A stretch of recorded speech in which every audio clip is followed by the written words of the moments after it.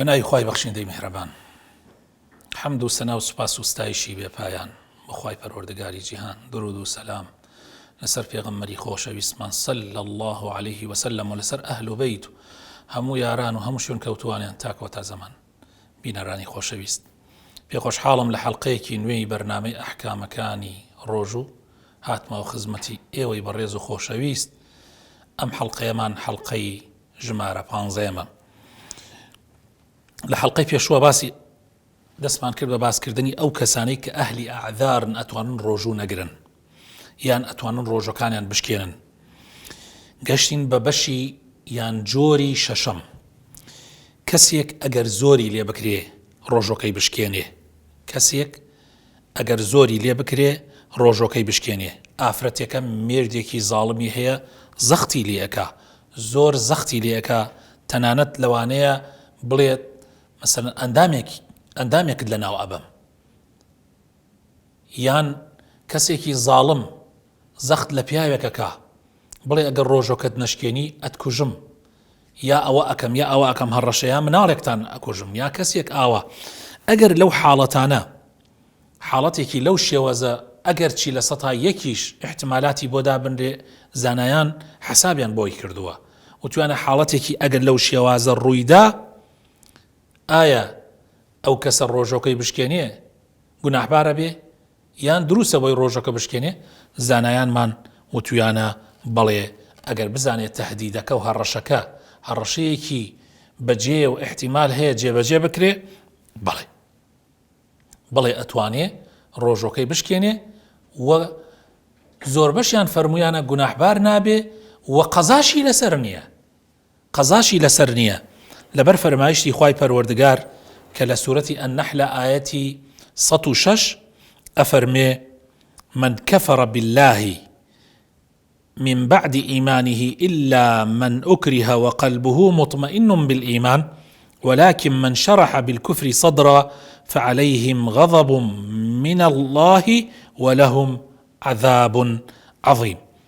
يعني أو كسي كداواي لي بكري زختي لي بكري كفر بكا بخوا یان بە پێغەمبەری خوا صلی الله عليه وسلم ئەگەر زەختی لێ بکرێ، بەڵام کابرا ئیمانێکی پتەوی هەیە، بەڵام ناچاری و زەخت وای پێ بکا کە ئەوە بکا، بۆی هەیە بیکا و گوناحبار نابێ مادام دڵی پڕە لە ئیمان. لە حاڵەتێکی لەو شێوازە ئەو کەسە گوناحبار نابێ و ئەوە بەسەری عەماری کوڕی یاسری شەهات، کاتێکە یاسری باوکی و سومەیەی دایکیان کوشت و ئەندامێکی خۆیان پەخست، دوای ئەوە هەڕەشیان لێکرد، ئەویش کوفری کرد. کاتی هاتوە لای پێغەمبەری خوا صلی الله عليه وسلم بە گریانەوە فەرمووی: ئەی پێغەمبەری خوا، ناچار بووم ئاوا بکەم. پێغەمبەری خوا صلی الله عليه وسلم فەرمووی: بێتاقەتمە بە، ئەگەر دووبارە ئەوەیان پێکردیتەوە تۆش دووبارە ئەوە بڵێرەوە کەوتت، مادام دڵت پڕە لە ئیمان. حاڵەتی لەو شێوازە تۆ بتوانی یعنی وەکو چۆن بڵێ فتوای ئەوە بدرێت کە ئینسان کفر بکا لەو حاڵەتە، ئەی کەوابوو بۆ ڕۆژۆکە بە تەریق ئەولایە، ئەولاترە کە بوترێ ئەتوانێ ڕۆژۆکەی بشکێنێ و گوناحبار نابێ. و حەدیثیشمان هەیە، حەدیثەکەی ئەبوو ذەڕ ئەفەرمێ پێغەمبەری خوا صلی الله عليه وسلم فەرمووی: إن الله تجاوز لي عن أمتي الخطأ والنسيان وما استكره عليه.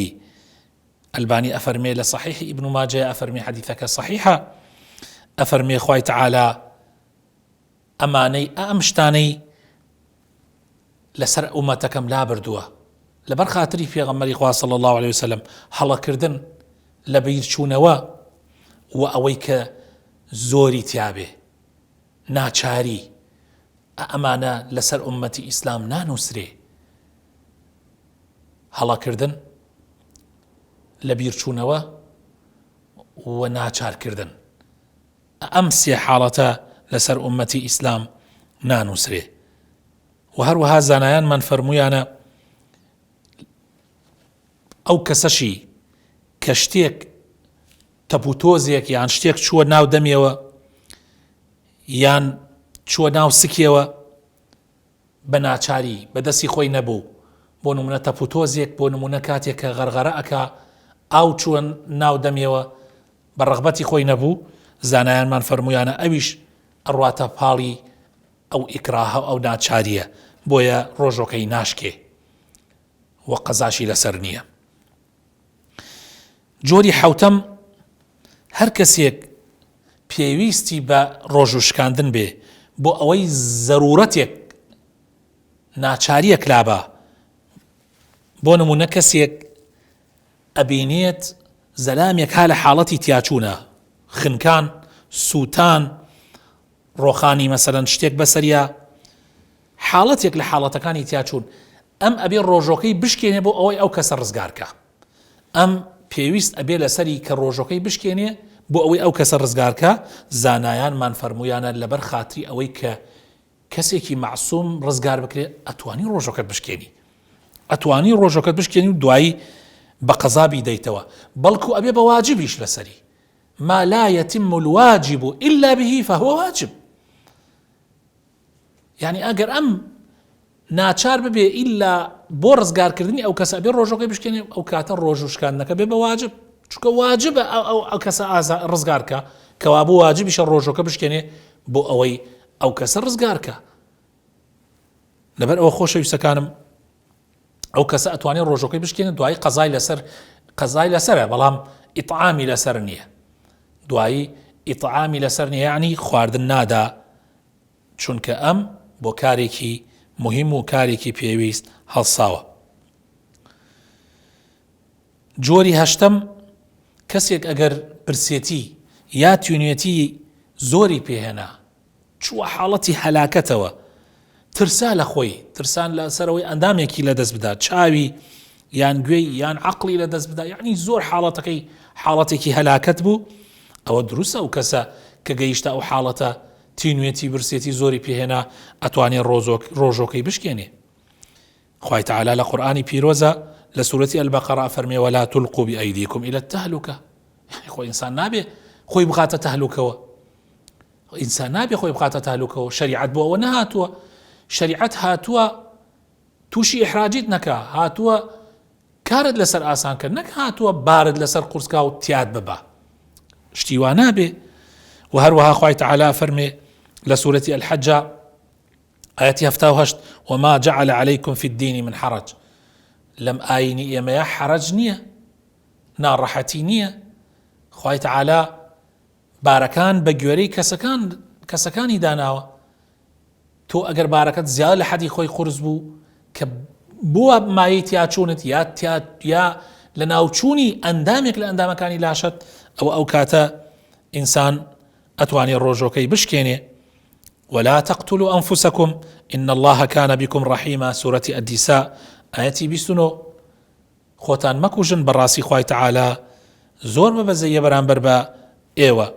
و هەروەها خوای تەعالا لە سوورەتی ئەلبەقەرە ئاەتی 185 فەرمێ يريد الله بكم اليسر ولا يريد بكم العسر.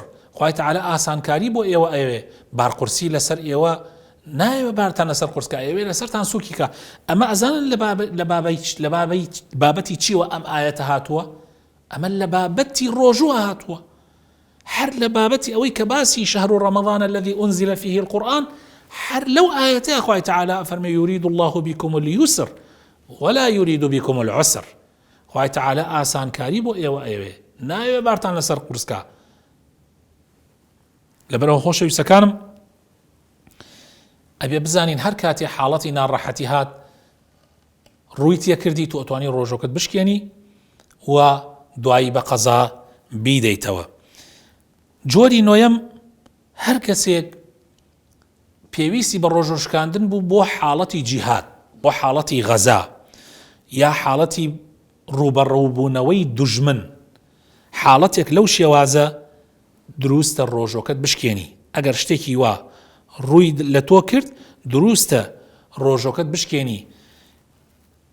لە حەدیثە هاتووە پێغەمبەری خوا صلی الله عليه وسلم لە غەزای فەتحی مەککە فەرمووی إنكم قد دنوتم من عدوكم والفطر أقوى لكم.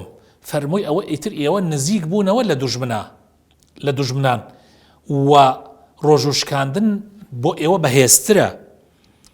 یعنی یەکەم جا فەرمووی ئەوە نزیک بوونەوە ئەتوانن ڕۆژوو بشکێنن، وەکو ڕوخسەتێک پێغەمبەری خوا صلی الله علیه و سلم ڕوخسەتی دا ئەوانەی هان بە ڕۆژوو ئەتوانن ڕۆژەکانیان بشکێنن چونکە لە دوژمن نزیک بوونەتەوە.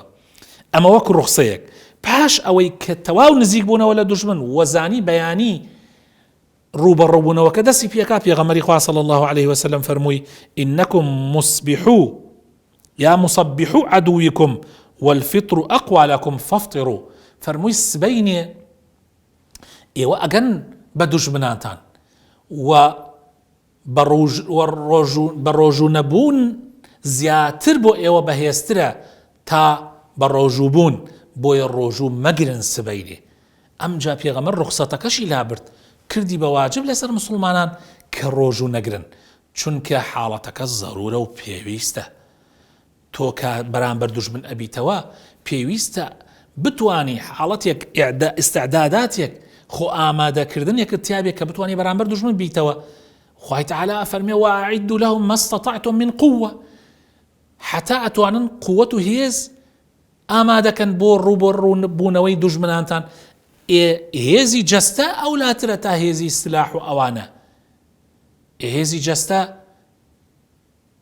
بەوە ئەبێ کە ڕۆژوو نەگری، ئەگەر ڕۆژوو بگری لەوانەیە تەحملی ئەو حاڵەتەکەی بە تایبەت ئەو کاتە شەڕەشمشێر بووە، بە تایبەت ئەو کاتە هێزی جەستە زیاتر بەکارهێنراوە تا هێزی عەقڵ. لەبەرەوە خۆشەویستەکانم لەو حاڵەتانە ئینسان ئەتوانێ بە ڕۆژوو نەبێ، لەو حاڵەتانە ئینسان ئەتوانێ ڕۆژۆکەی بشکێنێ. هەر حاڵەتێ لەو حاڵەتانە ڕووی کردە تۆ ئەتوانی ڕوخسەت وەربگری. کەوابوو ئەوەی ئێمە باسمان کرد لەم بابەتانەیە کە ئەهلی ئەعذار ئەوانەی کە عوزریان هەیە بریتی بوون لەمانەی کە عەرزم کردن کە نۆ جۆر بوون ئەوانەی کە باسمان لێ کرد. جۆری یەکەم نەخۆشیە کە نەخۆشی درێژخایەن نەبێ، ئەوە چەند حاڵەتێکی بوو عەرزمان کردن لە حەڵقەی پێشوە. و هەروەها جۆری دووەم ئەو نەخۆشەی کە عاجزە و نەخۆشیەکەی درێژخایەنە و یان پیرێکی پەککەوتووە یان پیرێژنێکی پەککەوتووە، ئەوە لەو حاڵەتە ئەویش بابەتی خۆی هەبوو. جۆری سێیەم مسافر ڕێبوار کە مسافەکەی یعنی سەفەرەکەی سەفەری قەسر بێ. و جۆری چوارەم بریتی بوون لە ئافرەت کە بکەوێتە سوڕی مانگانە یان زەیسانی مناڵ بوون، ئەو ئافرەتەشە حاڵەتی خۆی هەیە و ئەتوانێ ڕۆژوو نەگرێ یان هەر نابێ بیشگرێ. جۆری پێنجەم ئافرەتی دووگیان و ئافرەتی شیردەر.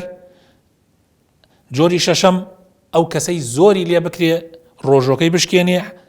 جۆری حەوتەم کێ احتیاجی بوو بە ڕۆژوو شکاندن بەهۆی ئەوە کە گیانی کەسێک ڕزگارکە. جۆری هەشتەم کەسێک کە بۆ ڕزگارکردنی گیانی خۆی پێویستی بە ڕۆژوو شکاندن بوو ئەویش بۆی هەیە بشکێنێ.